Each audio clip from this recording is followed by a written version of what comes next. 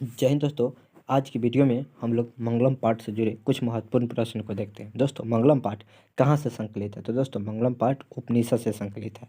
Next प्रश्न है कि दोस्तों मंगलम पाठ में कितने मंत्र हैं? तो दोस्तों, मंगलम पाठ में आप जानते हैं कि 5 मंत्र दिया गया है जो उपनिषद से संबंधित है। नेक्स्ट प्रश्न है कि उपनिषद के रचनाकार कौन है? तो दोस्तों, महर्षि वेद व्यास के द्वारा उपनिषद की रचना किया गया है। लेकिन महर्षि वाल्मीकि के द्वारा दोस्तों रामायण की रचना किया गया है। यानी दोस्तों मंगलम पाठ के रचनाकार कौन है? तो महर्षि वेद व्यास, और उपनिषद के रचनाकार महर्षि वेद व्यास। लेकिन महर्षि वाल्मीकि दोस्तों रामायण के रचनाकार है।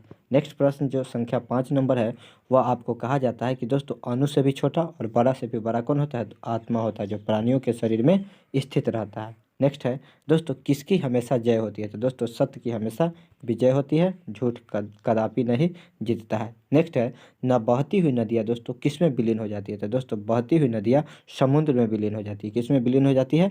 समुद्र में विलीन हो जाती है। नेक्स्ट है कि दोस्तों जंतु के हृदय रूपी गुफा में कौन स्थित रहता है?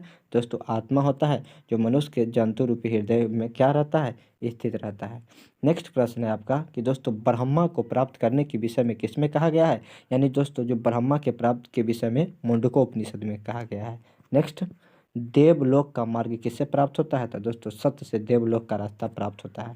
नेक्स्ट, सत्य से क्या प्राप्त होता है? तो दोस्तों देवलोक। सत्य से क्या प्राप्त होता है? देवलोक प्राप्त होता है। और दोस्तों मृत्यु को वश में कौन कर लेता है? तो जो विद्वान होता है, जो विद्वान पुरुष होता है, वह दोस्तों मृत्यु को अपने वश में कर लेता है।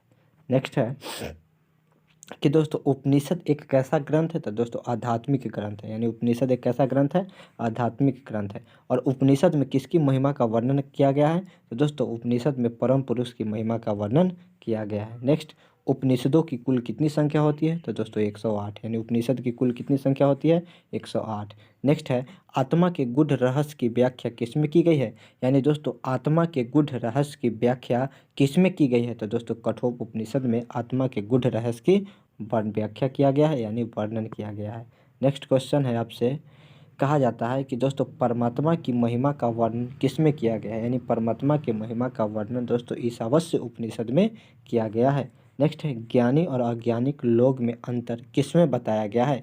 यानी दोस्तों जो ज्ञानी लोग होते हैं और अज्ञानिक लोग होते हैं, इनमें जो अंतर है वो श्वेताश्वर में बताया गया। किसमें बताया गया है? श्वेताश्वर में बताया गया। नेक्स्ट दोस्तों, सत्य का मुख किस पात्र से ढका हुआ है? तो दोस्तों हिरण्मयी पात्र से ढका हुआ है। नेक्स्ट, सत्य का खजाना कहाँ है? तो दोस्तों देवलोक में है। अगर दोस्तों यह वीडियो आपको अच्छा लगा है तो यह वीडियो को जरूर से जरूर लाइक करिए और चैनल को पाठ से रिलेटिव जो भी महत्वपूर्ण प्रश्न है उन सभी प्रश्नों को इस वीडियो के माध्यम से कवर करने का प्रयास करता है। दोस्तों हम लोग का पहला नंबर प्रश्न कहता है कि हर परिस्थिति में धर्म की रक्षा क्यों करनी चाहिए? यानी दोस्तों मनुष्य को हर परिस्थिति में धर्म की रक्षा क्यों करनी चाहिए? तो धर्म जो होता है वो मनुष्य के जीवन को सकारात्मक बनाता है और धर्म को मानने वाला व्यक्ति कभी भी बुरा संगत में नहीं पड़ता है और वह धन का उपयोग सही दिशा में करता है। इसलिए मनुष्य को हर परिस्थिति में धर्म की रक्षा करनी चाहिए।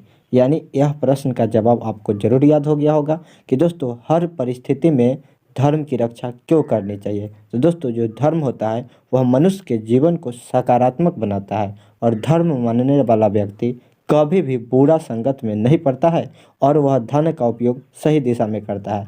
इसीलिए मनुष्य को हर परिस्थिति में धर्म की रक्षा करनी चाहिए। नेक्स्ट आपका प्रश्न है कि दोस्तों आत्मा का स्वरूप कैसा है और वह कहाँ रहती है? या अथवा में इसका प्रश्न का दूसरा प्रश्न है कि आत्मा का स्वरूप का वर्णन करें। तो दोस्तों जो आत्मा होता है वह आत्मा का स्वरूप अणु से भी सूक्ष्म और महान से भी महान होता है और वह आत्मा प्राणी के हृदय रूपी गुफा में स्थित रहता है। यानी दोस्तों आत्मा का स्वरूप कैसा होता है? तो दोस्तों आत्मा का स्वरूप अणु से भी सूक्ष्म और महान से भी महान होता है, जो प्राणियों के स्थित हृदय रूपी गुफा में विराजमान रहता है। नेक्स्ट प्रश्न है कि दोस्तों विद्वान के पास क्या छोड़ जाता है? यानी विद्वान परमात्मा के पास क्या छोड़ कर जाते हैं? यानी जो विद्वान पुरुष होते हैं वह दोस्तों परमात्मा के पास क्या छोड़कर चले जाते हैं? दोस्तों जो विद्वान होते हैं वह मोह माया त्याग कर सर्वस्व न्यौछावर कर परमात्मा के पास चले जाते हैं। यानी जो दोस्तों जो विद्वान पुरुष होते हैं वह अपनी मोह और माया को त्याग कर देते हैं, यानी वह त्याग करके और वह अपने परमात्मा की ओर प्रस्थान कर जाते हैं। नेक्स्ट लास्ट नंबर आपका जो प्रश्न संख्या 4 है वह कहा जाता है कि दोस्तों नदी और विद्वान में क्या समानता है। यानी दोस्तों नदी और विद्वान यह दोनों में क्या समानता है यानी क्या अंतर है। तो दोस्तों जिस प्रकार प्रवाहित नदियाँ समुद्र में मिलकर उसी का आकार ग्रहण कर लेता है, यानी दोस्तों जिस प्रकार नदियाँ अपनी नाम और रूप को छोड़कर समुद्र में विलीन हो जाती है और उसी के जैसा हो जाती है, उसी प्रकार विद्वान जो पुरुष होते हैं वह ईश्वर के दिव्य प्रकाश में मिलकर वह जीवन योनि से क्या हो जाते हैं, मुक्त हो जाते हैं। तो अगर आपसे पूछा जाएगा कि नदी और विद्वान में क्या समानता है यानी क्या अंतर है, तो आप लिख सकते हैं कि दोस्तों जिस प्रकार बहती हुई नदियाँ अपने नाम और रूप कर छोड़कर और समुद्र में विलीन हो जाती है, वैसे ही विद्वान ज्ञानी पुरुष ईश्वर के दिव्य प्रकाश में मिलकर वह जीवन ज्योति से मुक्त हो जाते हैं, यानी जीवन योनि से मुक्त हो जाते हैं। ठीक, नेक्स्ट आपका प्रश्न संख्या है वह ध्यान से देखिए, जो आपके एग्जाम के व्यू से काफ़ी ज़्यादा महत्वपूर्ण है।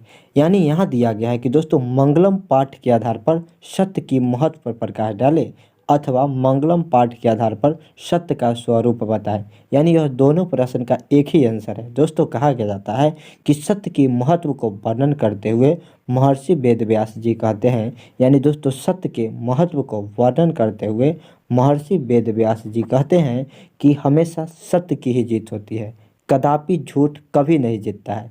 सत्य से देवलोक का रास्ता प्राप्त होता है और मोक्ष की प्राप्ति के लिए ऋषि लोग सत्य का प्राप्त कर देवलोक जाते हैं, क्योंकि देवलोक सत्य का खजाना है। इसको एक बार और रिवाइज करने का प्रयास करिए दोस्तों।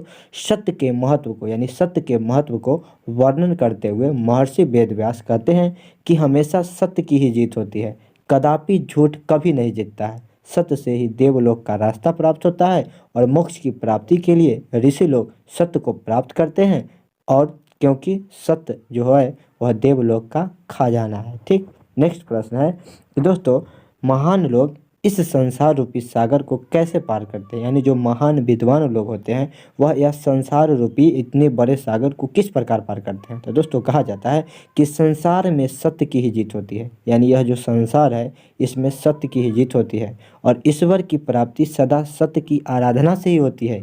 इसलिए जो महान लोग होते हैं वह सत्य मार्ग का अनुसरण करते हैं, चलते हैं, जिससे वह संसार रूपी सागर को आसानी से पार कर जाते हैं। अगर यह दोस्तों आपको वीडियो अच्छा लगा है तो वीडियो को जरूर से जरूर लाइक करिए और अपने दोस्तों के साथ शेयर करने का प्रयास करिए। धन्यवाद। जय हिंद, जय भारत। Thank you.